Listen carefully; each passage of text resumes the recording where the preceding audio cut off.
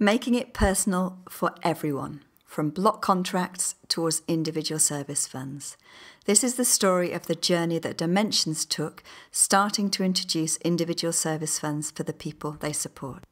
The journey was to try and address one of the fundamental flaws in residential services, that people haven't chosen who they live with, and because the team on duty supports everyone, people have limited choice about who supports them and how their time is spent. So Dimensions decided to learn together with a group of 6 individuals who lived together in residential care. We looked at an individual's journey, and that's Anne-Marie, the staff's journey, and that's Carolyn, the manager, and the 16 people who supported Anne-Marie and the 5 other people she lived with, and looked at the impact that this had not only on the local service, but also the national organisation as well. We started work with a leadership team, and the leadership team included the most senior people in the organisation, and Carolyn, the manager, and 2 of the staff who supported Anne-Marie and the 5 other people that she lived with. We started by looking at the 6 key features of individual service funds. These are that the person can decide what they do, when they do it, who they do it with, exactly where they want to do things, exactly how they want to be supported, and are involved in all the decisions about their life. So we started to look at what that would mean from Anne-Marie's perspective and what it would mean for the staff team's perspective. To determine the individual allocation, Dimensions used the care funding calculator. Once they had that amount, the next step was to identify what money needed to be reserved for core support that covered shared costs and what amount of money was in each individual's personal control. So the next step was to figure out with Anne-Marie and her family about how she wanted to spend her individual allocation. What we needed to learn was what was important to Anne-Marie and what great support looked like from her perspective. We needed to find out what the important places were in Anne-Marie's life and where she wanted to be in a year's time, her personal outcomes. And all of this needed to be done with Anne-Marie at the centre. Here are the person-centred thinking tools that helped us learn that. And then what we're able to do is start to put that into a perfect week with Anne-Marie. We quickly realised that the perfect week actually had to be a perfect month to capture everything that Anne-Marie wanted to do on a monthly basis. The first thing we did was start with her relationship circle and look at who the important people were in her life and when she wanted to see them. Anne-Marie's dad is really important to her, and Anne-Marie sees her dad on a Friday night. Then we looked at what was important to Anne-Marie and where she wanted to go in the community and what she wanted to do, and added that onto the perfect week or month. For example, one of the things that Anne-Marie really wanted to do was go dancing again, and the dancing that she wanted to go to took place on a Wednesday evening.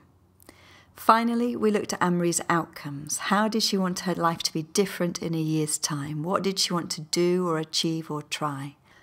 For Anne-Marie, she wanted to have a job, so we needed to look at how we could make that happen. One of the things that we'd learnt about Anne-Marie is that she absolutely loved dogs. So we looked at whether it was possible for Anne-Marie to have a small social enterprise and start dog walking as paid work. The next thing we needed to do was to figure out how we could support Anne-Marie to do these things and to make sure all of this came within budget. We used a process called Just Enough Support to think differently about the kind of support that Anne-Marie needed. Typically, in residential care, we always think about support being provided by paid staff. The Just Enough Support process turns that on its head, and paid staff are the last option that we consider. The first thing we consider is assistive technology. For Anne-Marie, there was a magic bath plug that meant that she was able to have a bath without any support from staff. The second thing to consider is other people and the community and see whether there are opportunities there for Anne-Marie to be supported. The first thing we consider is friends and family. Anne-Marie sees her dad every Friday night. A staff member takes her and stays with her all evening. So we started to explore whether there was a different way of doing that. For example, could her dad pick her up? And did a staff member need to stay? So starting to explore different ways of Anne-Marie being supported around seeing her dad. The next question is about neighbours and acquaintances. And are there opportunities for reciprocal support? For example, one of the things that Anne-Marie was really interested in is helping out with teas and coffees. Firstly, we thought about doing that at a cafe, but then we considered trying it out at the church down the road. So Anne-Marie started to help out with coffee after church on a Sunday morning. That went really well, and Anne-Marie clearly enjoyed it. A few weeks later, Anne-Marie was being supported by Becky in her local town and bumped into the woman who organised the church rota for the coffee morning. She said to Anne-Marie that there was a special occasion on Saturday night, and would Anne-Marie mind coming to help out with the teas and coffees? Anne-Marie said she'd be delighted, and the woman looked at Becky and said, "It's all right, you don't need to come." So we're hoping that that's the beginning of a reciprocal relationship with people at church, whereas Anne-Marie offers her support to them in helping out with coffee, and they offer their support back to Anne-Marie, and she doesn't need to have paid staff there as well.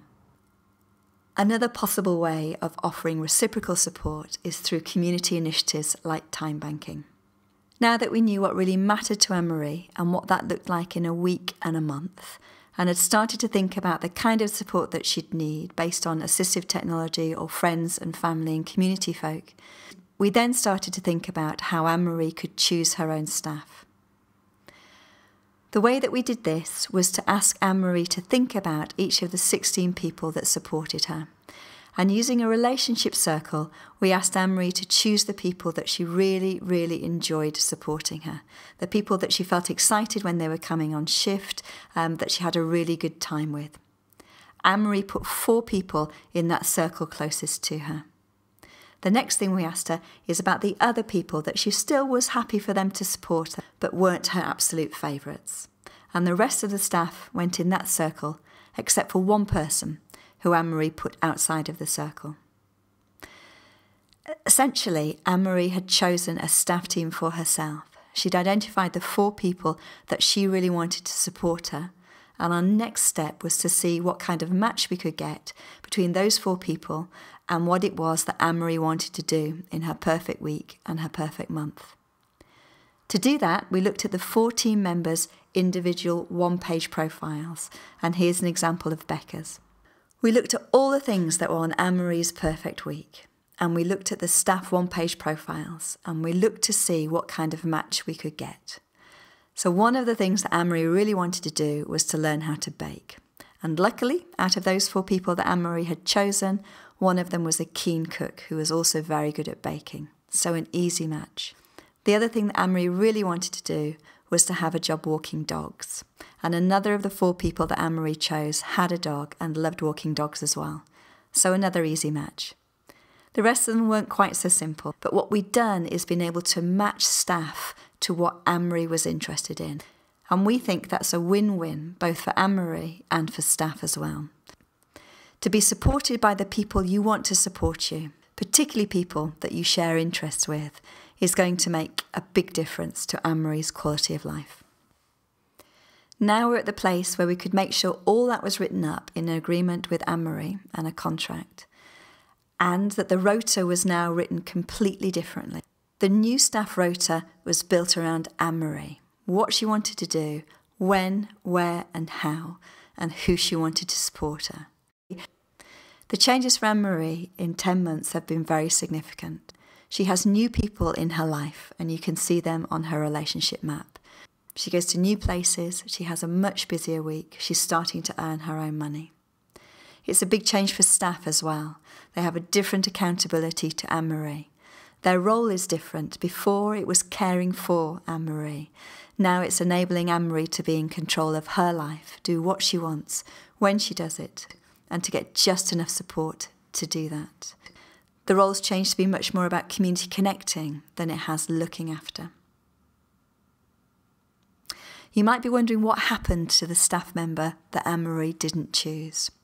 Well, Dimensions acknowledged that they needed to make it really clear to staff about what was expected in their role.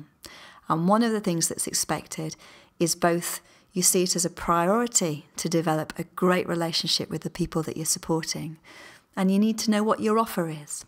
We expect good person-centred support as standard, but what else do you bring to people's lives? What are your gifts and interests and hobbies that you can now share with people? So that's the story of what changed for Anne-Marie and the 5 people that Anne-Marie lived with. And the next story is how Dimensions roll that out for everybody they support.